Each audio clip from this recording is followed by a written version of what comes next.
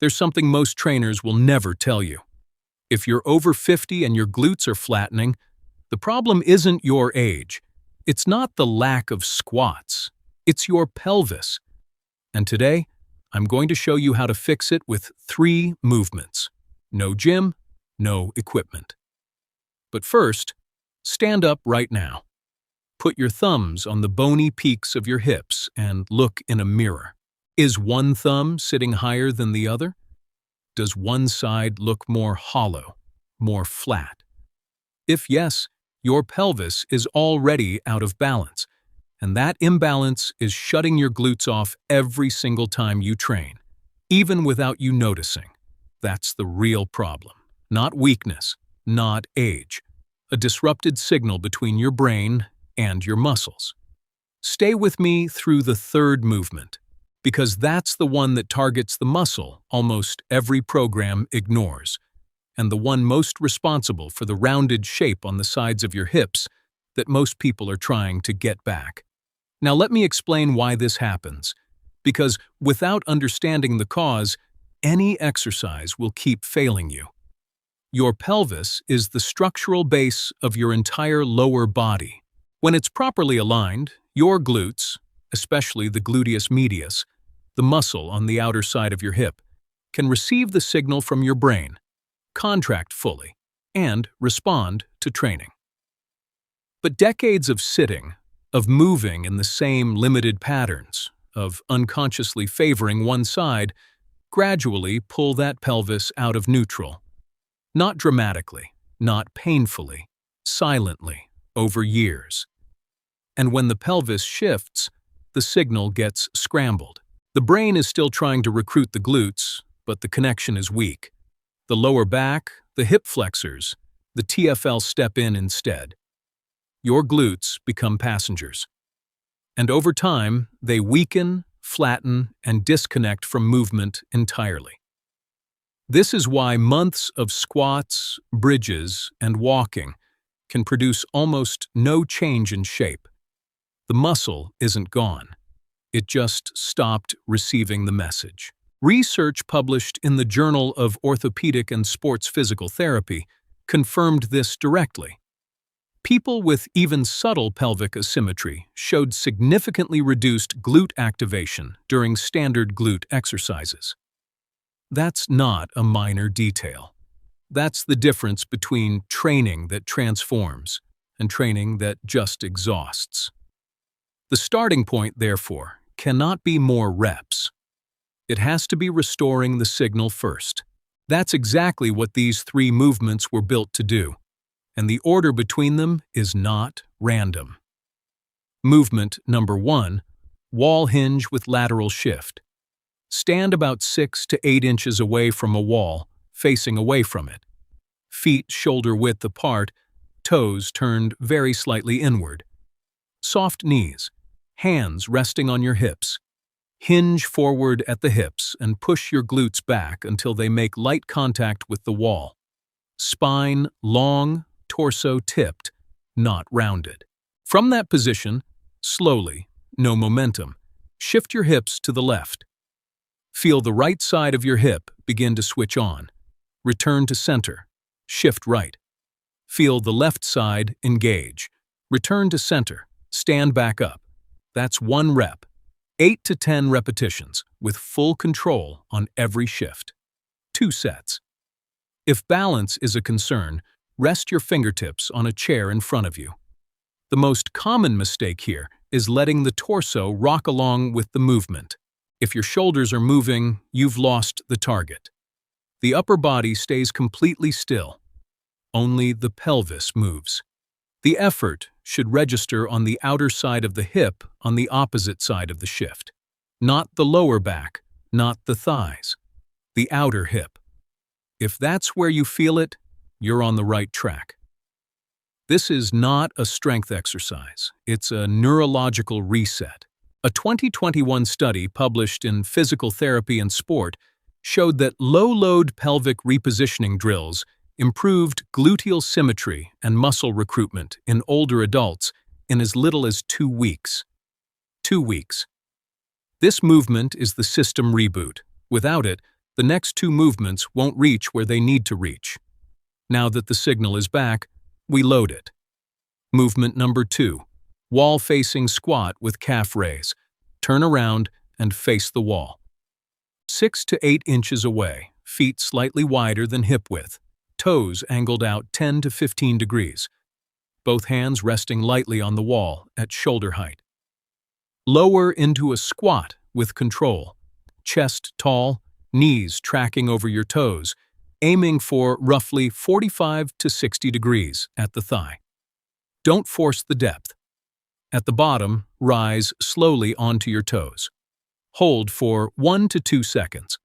Lower the heels back down. Press through your feet and return to standing. 10 to 12 reps, 2 to 3 sets. Keep your knees gently pressed outward the entire time. That outward pressure is what keeps the gluteus medius active. Here's what the wall does that most people never realize. When you squat freely, your body automatically leans forward to counterbalance its own weight. It happens without you noticing. And that forward shift dumps the load directly onto your knees instead of your glutes. The wall blocks that pattern. It forces you to stay upright, which redirects the load to where it needs to go. The posterior chain, your hips, your glutes. The calf raise at the bottom adds a stability challenge most squat variations never train. A 2022 study in the Journal of Aging and Physical Activity showed that compound lower body movements with a balance component improved both muscle tone and fall resilience in adults over 60, without any added weight. That calf raise isn't a detail. It's a central part of what makes this movement effective. Now pay attention, because movement number 3 is what most people never do. And it's exactly what's been missing. Standing hip abduction with pelvic control. Stand beside a wall or sturdy chair, one hand resting lightly on it for support. Feet hip-width apart. Tall, no leaning to either side. Before any movement, take a breath and gently draw your lower abdomen in. Not a forceful brace. A light, deliberate engagement that anchors the pelvis in place. From there, slowly lift your outer leg to the side, foot flexed or neutral. Raise it only to hip height, or however far you can go without the torso compensating. Pause for 1 second at the top. Lower with complete, unhurried control. The descent carries just as much value as the lift. 10 to 12 reps per side, 2 to 3 sets. If your torso is tilting as you lift, your range is too high. Lower the leg, reset, and find the range where you can stay stable. Quality of movement beats height every time. What you should feel is a clear, localized fatigue in the outer hip, not the lower back, not the front of the hip. If that outer hip starts burning around rep 8 or 9, the right muscle is working. Now here's why this movement is irreplaceable. Most glute exercises load the gluteus maximus reasonably well. Squats, bridges, lunges all reach the back of the hip, but they barely touch the gluteus medius. The muscle on the outer side of the hip that creates the rounded, three-dimensional shape on the sides. The hollow, the hip dip. And compound movements, no matter how consistently you perform them, don't reach it directly. A 2020 study in the Journal of Human Kinetics found that standing hip abduction produced significantly higher gluteus medius activation than compound movements, making it one of the most important and most overlooked exercises for anyone over 50 trying to recover real shape in the hips. This movement isolates the medius precisely while training pelvic stability at the same time. Both things need to happen together. Without that combination, the shape doesn't come back to the right place, regardless of how much you train everything else. So here's the complete system. Movement 1 restores pelvic balance and rebuilds the signal between the brain and the muscles. Movement 2 builds functional strength with the body properly aligned. Movement 3 targets the muscle most programs leave behind, and the one most responsible for the shape you're actually trying to recover. 2 to 3 sessions per week. Consistent. That's the protocol. And one important thing about how progress shows up with this approach. It rarely appears in the mirror first.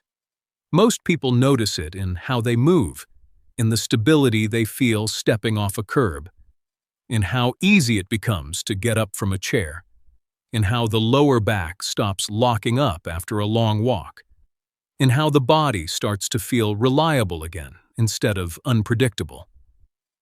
Pay attention to those signs. They mean the system is working. At Active Longevity, this is what we build. Not just stronger glutes, a foundation that lasts, the kind of structure that lets you move freely, stay stable, and trust your body. Not just today, but for the next 2 decades. If this brought clarity to something you've been frustrated with for a while, share it with someone going through the same thing. And drop a comment below.